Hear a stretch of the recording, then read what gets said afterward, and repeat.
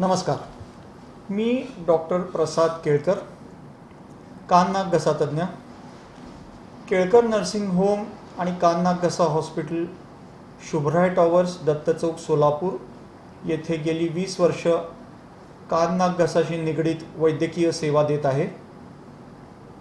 मी आज आपल्याला corona virus तसेच कोविड-19 आजार याविषयी संक्षिप्त स्वरूपात काही माहिती देणार आहे. करोना व्हायरस हा एक प्रकारचा विषाणू आहे जो वटवाघळांमधून माणसामध्ये संक्रमित झालेला आहे. चीनमधील वुहान प्रांतात डिसेंबर महिन्यात पहिल्यांदा ह्या आजाराचे काही रुग्ण आढळले. पहिल्यांदा वटवाघळांमधून हा विषाणू माणसांमध्ये संक्रमित झाला तेव्हा त्याचं एक म्युटेशन झालं, तेव्हा त्याच्यात काही बदल झाला. नॉर्मली ॲनिमल्स किंवा प्राण्यांमधले विषाणू माणसांमध्ये येत नाहीत. जेव्हा त्याच्या विषाणूमध्ये काही असे बदल होतात जेणेकरून माणसांच्या शरीरात आल्यानंतर तो विषाणू सर्वाईव्ह होऊ शकतो, असे काही बदल या करोना व्हायरसमध्ये झाले आणि जेणेकरून हा विषाणू माणसांमध्ये वटवाघळांमधून संक्रमित झाला. मग त्याच्यात परत असे काही बदल झाले जेणेकरून हा एका माणसांपासून दुसऱ्या माणसांकडे संक्रमित व्हायला लागला आणि ह्याचे आजार कोविड-19 नावाचा आजार नवीन जन्माला आला. WHOने करोना व्हायरसमुळे होणाऱ्या आजाराला कोविड-19 आजार असे नाव दिलेले आहे.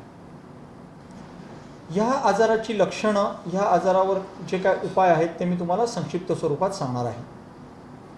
सुरुवातीला हा चीनमधल्या मेनलँड चायना किंवा मधल्या पोर्शनमध्येच किंवा चीनमधल्या काही प्रांतातच याचा प्रादुर्भाव होता. नंतर हळूहळू हा अतिसंसर्गजन्य रोग असल्यामुळे हा एका माणसांमधून दुसऱ्या माणसांमध्ये, एका प्रांतामधून दुसऱ्या प्रांतामध्ये, एका देशामधून दुसऱ्या देशामध्ये अशा पूर्ण जगामध्ये याचे रुग्ण आढळून यायला लागले.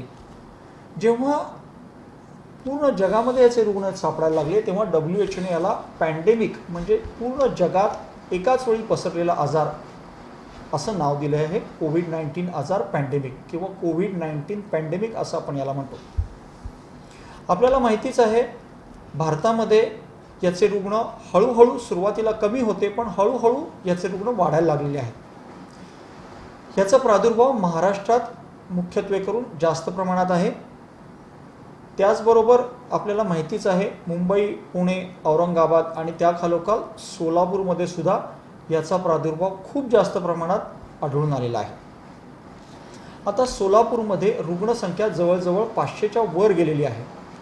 माझ्या मते हा कम्युनिटी स्प्रेड सुरू झालेला आहे सोलापूर जिल्ह्यामध्ये किंवा सोलापूर शहरामध्ये आणि त्यामुळे प्रत्येक नागरिकाने आता काळजी घेणं खूप जरुरी आहे रुग्णसंख्या आटोक्यात ठेवण्यासाठी आणि याचा प्रादुर्भाव आणि जेणेकरून ज्यामुळे आपल्याला आजार जास्त बळवू नये याच्याकरता काळजी घेणं गरजेचं आहे. याची कारणं काय, सोलापुरात का जास्त प्रमाणात आढळून येतोय, तर मुख्यत्वे दाटीवाटीची लोकसंख्या. जिथे लोक दाटीवाटीने राहत आहेत, जिथे झोपडपट्टी आहे, जिथे स्वच्छतेचा अभाव आहे, जिथे रुग्ण वृद्ध आहेत, 60 वर्षाच्या वरचे नागरिक आहेत, अशांना हा लवकर संक्रमित होणारा आजार आहे.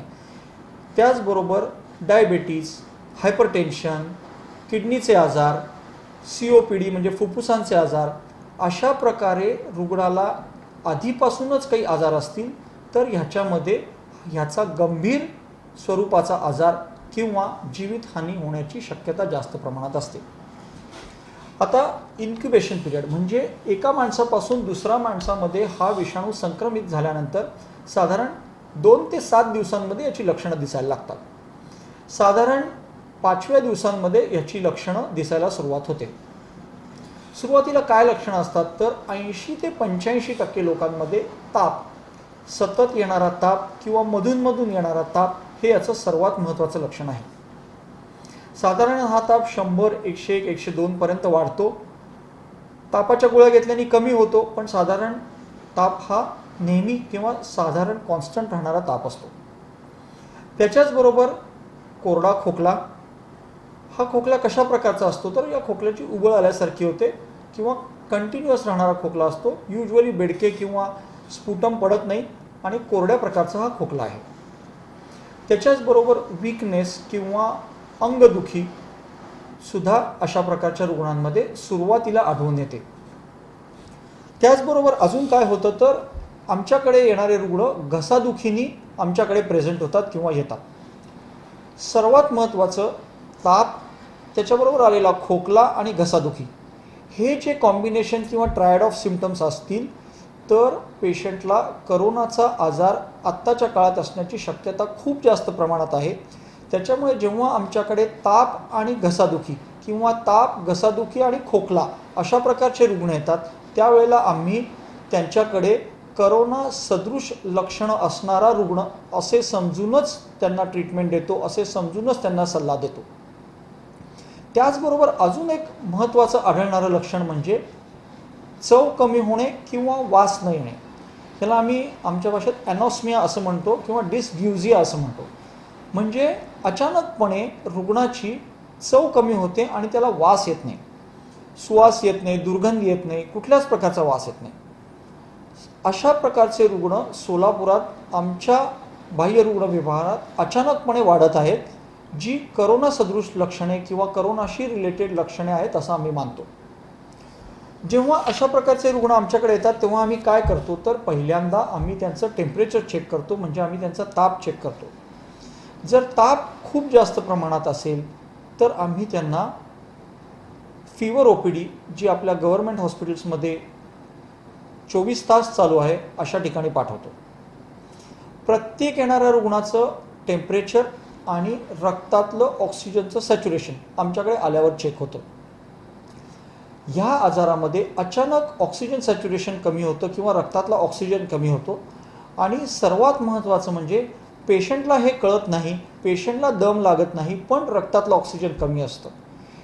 त्यामुळं हे आपल्याला फक्त पल्स ऑक्सिमीटर ह्या एका इन्स्ट्रुमेंटद्वारे रक्तातलं ऑक्सिजन कळतं आणि ते जर 90च्या खाली असेल किंवा 95च्या खाली असेल तर आम्ही त्याला करोना सदृश लक्षणं किंवा त्याचा प्रादुर्भाव असे मानतो आणि त्वरित त्या पेशंटला फीवर ओपीडीमध्ये जायला सांगतो किंवा आम्ही करोना सदृश लक्षण आहे असे समजून त्याच्यावर उपचार सुरू करतो.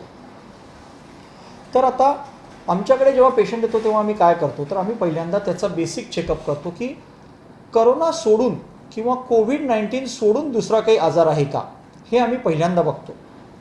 जर तसं असल्यास त्याच्यावर आमच्याच हॉस्पिटलमध्ये पूर्ण निदान आणि उपचार दिले जातात.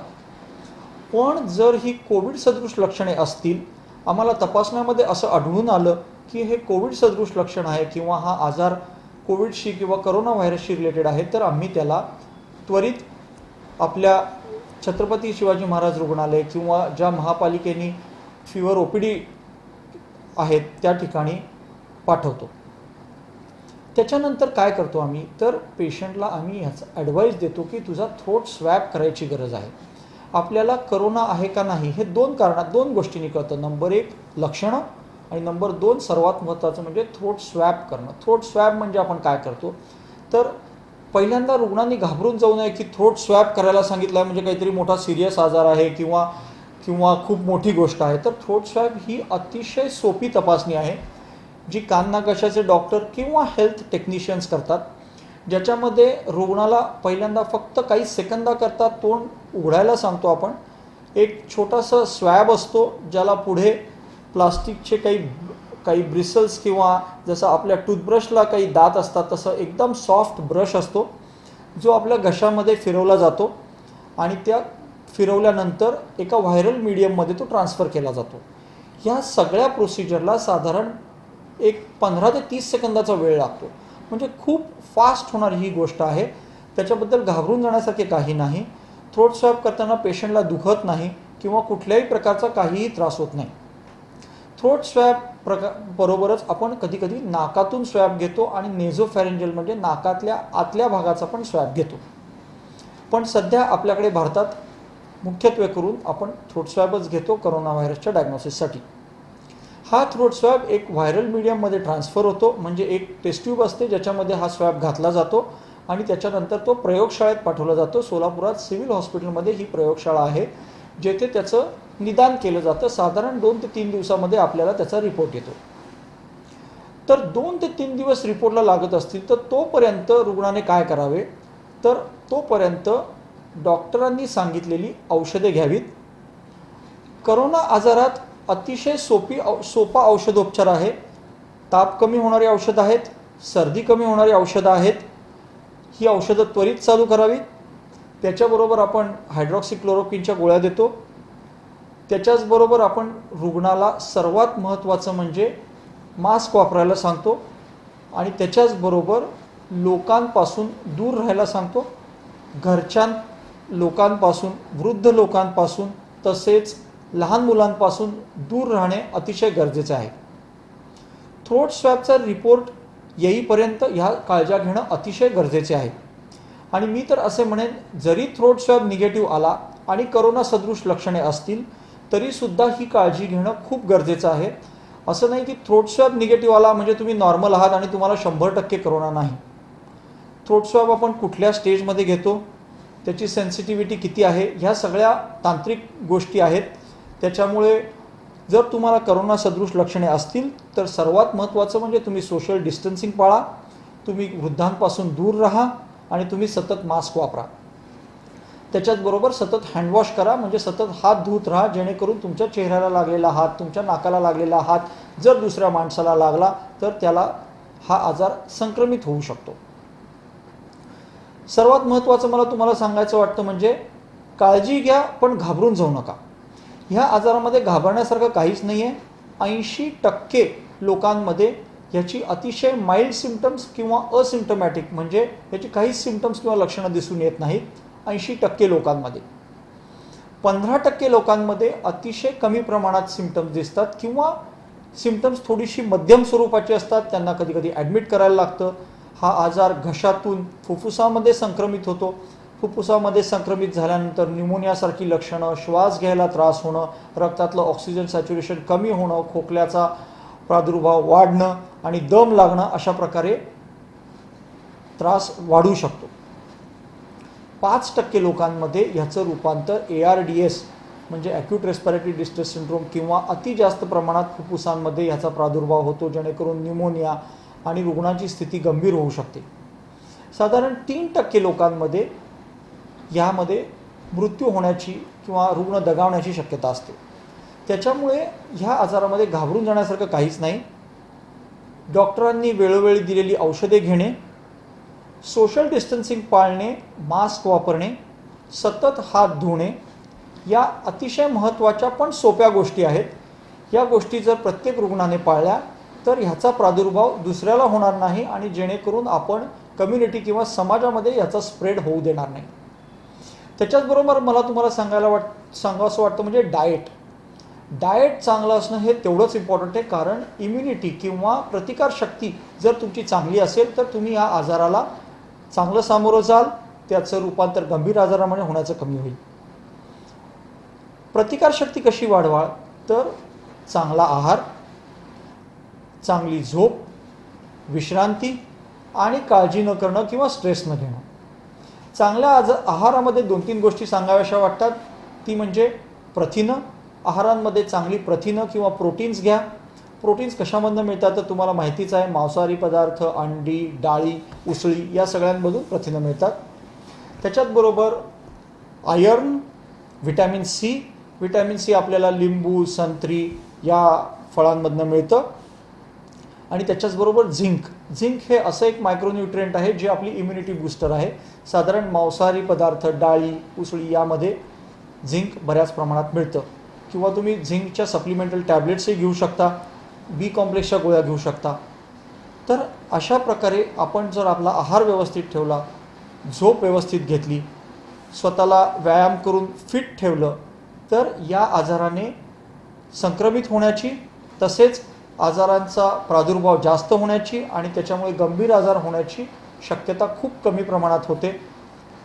सध्या आमच्याकडे बऱ्याच प्रमाणात असे रुग्ण येतात ज्यांना घशाचे इतर आजार असतात. म्हणजे घसा खवखवणे, घसा दुखणे, गिळायला त्रास होणे, खोकला येणे, तर अशा प्रकारचे आजार तुम्ही कान नाक घशाच्या डॉक्टरांकडे जाऊन पहिल्यांदा दाखवणं गरजेचं आहे. प्रत्येक घसा खवखवणं किंवा घसा दुखणं हे करोनाचं लक्षण नसतं, हे मला तुम्हाला सांगावंसं वाटतं. करोनाचं लक्षण हे आहे का नाही हे बघण्यासाठी तुम्ही डॉक्टरांना दाखवणं अतिशय गरजेचं आहे.